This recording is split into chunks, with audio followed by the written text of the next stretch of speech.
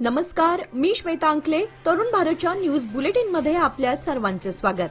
आता पाहूया ठळक घडामोडी. बेळगाव तहसील कार्यालयात आज गुरुवारी दुपारी 4 वाजण्याच्या दरम्यान आग लागली. आगीमध्ये गोदामातील जुनी कागदपत्रे जळून नुकसान झालं आहे.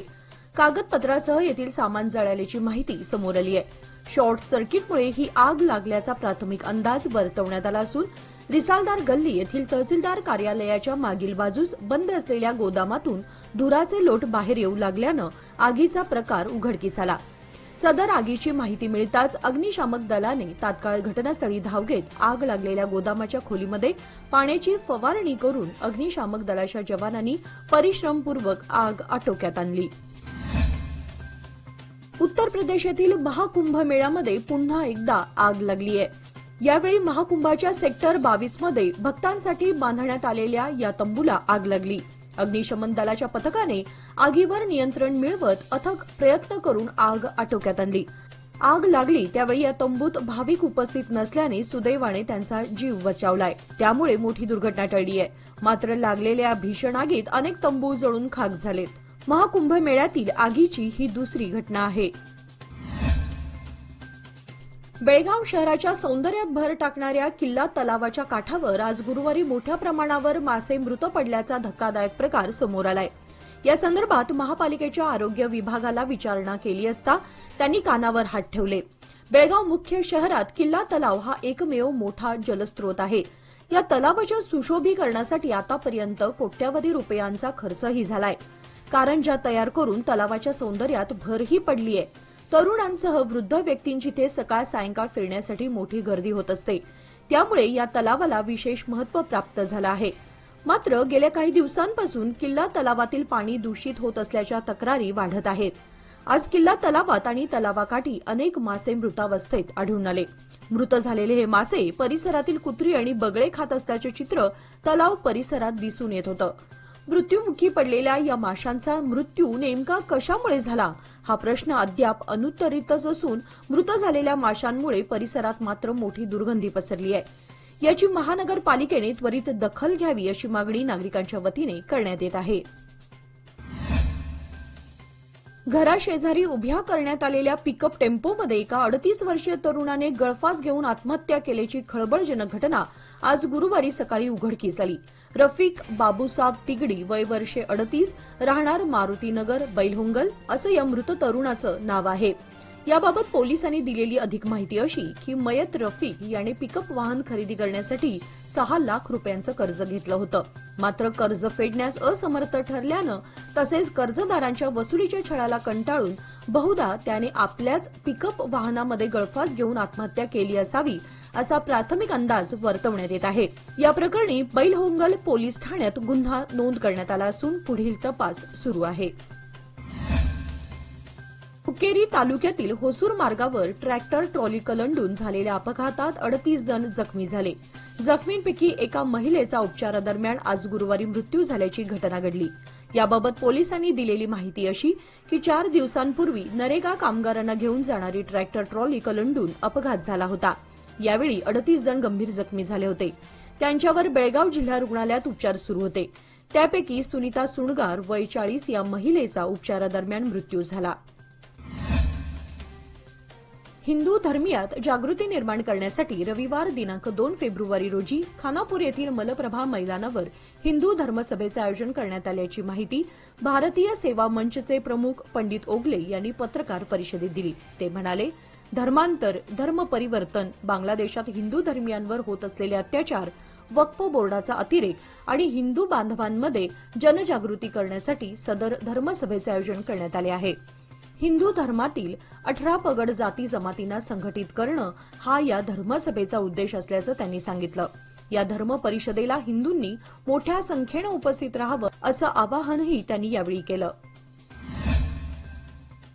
बेळगाव उत्तर मतदारसंघातील कणबर्गी येथील सिद्धेश्वर मंदिर, जगजीवनराव उद्यान यासह परिसरातील इतर महत्वाच्या भागात युवा नेते अमान सेठ यांनी भेट दिली.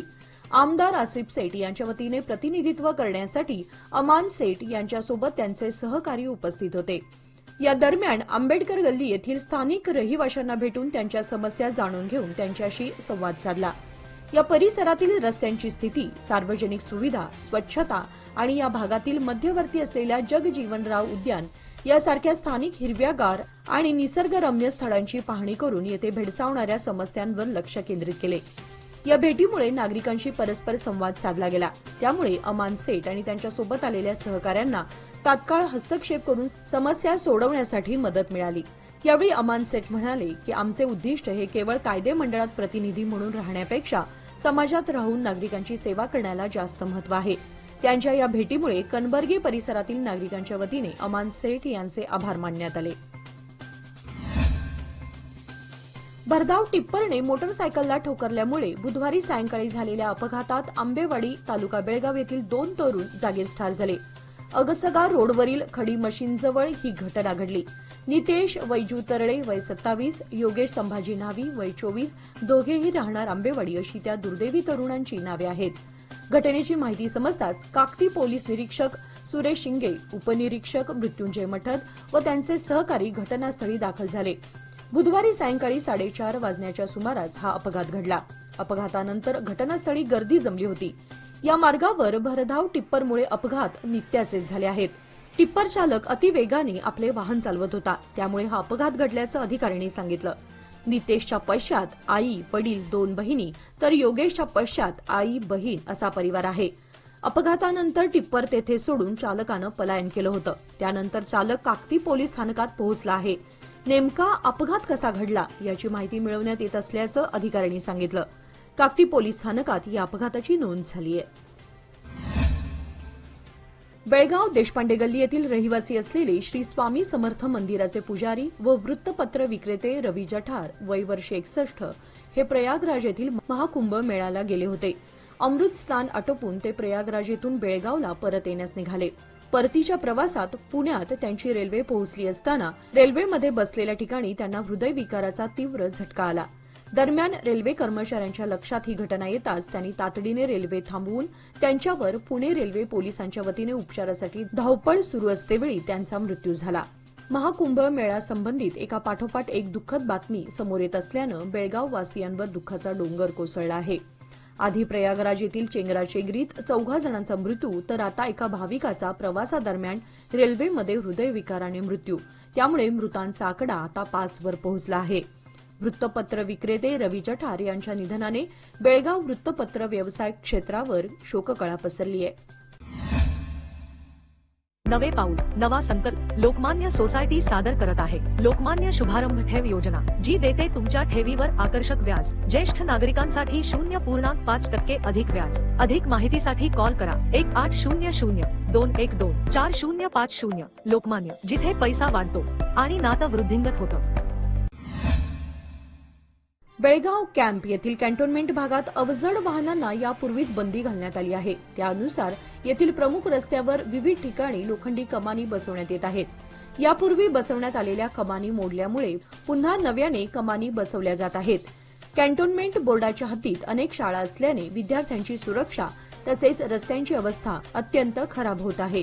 त्यामुळे या हद्दीमध्ये अवजड वाहतुकीला बंदी घालण्याचा निर्णय घेण्यात आला होता. परिणामी येथील अवजड वाहतूक आता पूर्णपणे बंद होणार असून Gandhi circle, globe theatre, military Mahadev मंदिर परिसरातील रस्त्यावर या कमानी उभारण्याचं काम सध्या हाती घेण्यात आलंय. रहदारी पोलीस सर्वसामान्य वाहन चालकांवर कारवाई करतात हे सर्वश्रुतच आहे. मात्र रहदारी नियमांसंदर्भात पोलिसांनीच पोलिसांवर कारवाई केल्याची दुर्मिळ घटना आज बेळगाव शहर पोलीस आयुक्तांच्या आदेशावरून घडल्याचं पाहायला मिळालं. याबाबत अधिक माहिती अशी की शहरातील रहदारी नियमांच्या काटेकोर अंमलबजावणीसाठी प्रयत्नशील असलेले पोलीस आयुक्त याडा मार्टिन मार्गबयान यांना आपल्याच कार्यालयातील काही पोलीस कर्मचारी रहदारी नियमांचे पालन करत नसल्याचं निदर्शनास आलं. संबंधित पोलीस कर्मचारी आपल्या दुचाकीवरून कार्यालयाकडे ये जा करताना हेल्मेट परिधान करत नव्हते. या पद्धतीने कायद्याचे रक्षण करणारे पोलीसच नियमांचे उल्लंघन करत असल्यामुळे संतप्त झालेल्या पोलीस आयुक्तांनी त्यांच्यावर रहदारी नियम उल्लंघनाबद्दल सर्वसामान्यांप्रमाणे रीतसर कारवाई करण्याचे आदेश दिले. सदर आदेश मिळताच आज गुरुवारी सकाळी रहदारी पोलिसांनी पोलीस आयुक्तालयाच्या प्रवेशद्वारासमोरील रस्त्यावरच मोर्चे बांधणी केली. त्यानंतर आपल्या दुचाकीवरून हेल्मेट परिधान न करता आयुक्तालयाकडे येणाऱ्या आणि बाहेर पडणाऱ्या पोलीस कर्मचाऱ्यांना अडवून त्यांच्यावर वाहतूक नियम उल्लंघनाची कारवाई करण्यात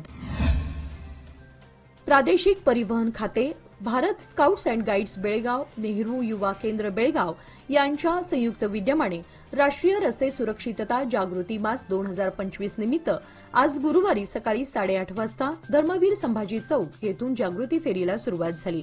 त्यानंतर सदर जागृती फेरी बीएसएनएल कार्यालयातील प्रादेशिक परिवहन कार्यालयापर्यंत आयोजित करण्यात आली होती। या फेरीमध्ये सुमारे 500 ते 700 शालेय विद्यार्थी सहभागी झाले होते। या फेरीच्या माध्यमातून रस्ते सुरक्षिततेबाबत नागरिकांमध्ये जागृती करण्यात आली।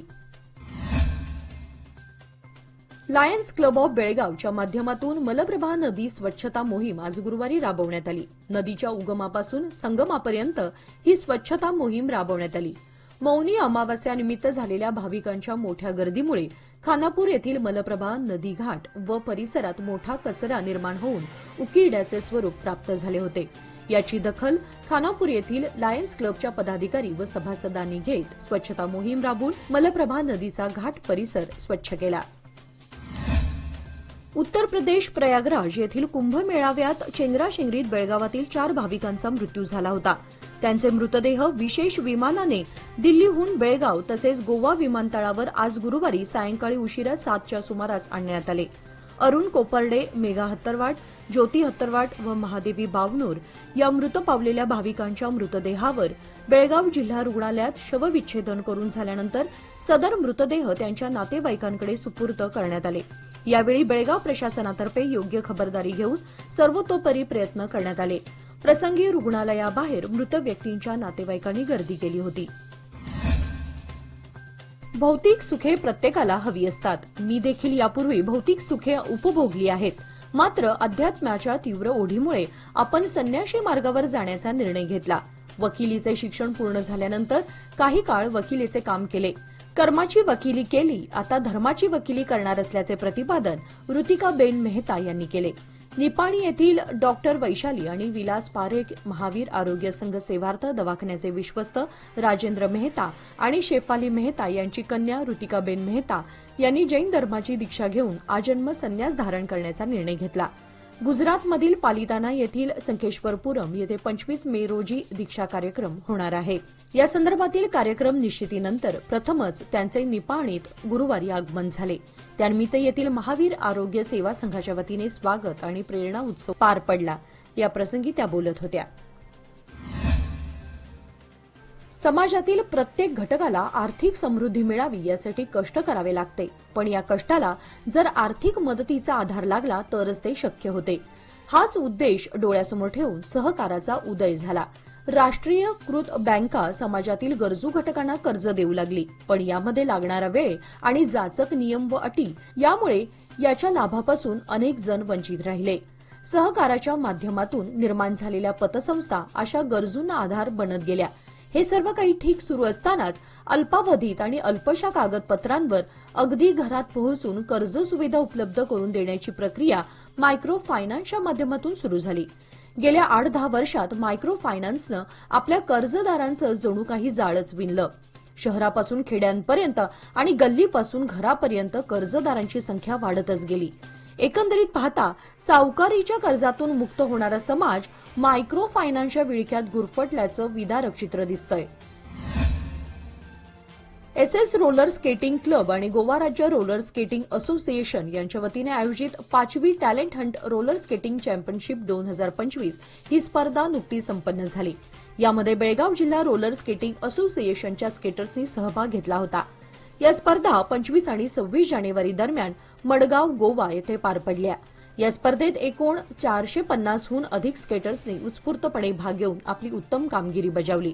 या स्पर्धेत बेळगावच्या जान्हवी तेंडुलकर हिने 3 सुवर्ण, प्रीतम बागेवाडीने 3 सुवर्ण, सौरभ साळोखे यांनी 3 सुवर्ण, अर्शन माडीवाले यांनी 3 रौप्य व अमिषा वेर्णेकर हिने 2 कांस्य अशी एकूण 9 सुवर्ण, 3 रौप्य, 2 कांस्य अशी तब्बल 14 पदकांवर आपलं नाव कोरलं असून बेळगावचं नाव उज्ज्वल केलं आहे। याचबरोबर आजचे बातमीपत्र इथे संपले। अधिक माहिती आणि ताज्या घडामोडींसाठी पाहत रहा तरुण भारत न्यूज चॅनल। तसेच आमच्या चॅनलला लाईक, शेअर आणि सबस्क्राईब करायला विसरू नका। आणि विश्वासार्ह बातम्यांसाठी दररोज वाचा दैनिक तरुण भारत. धन्यवाद.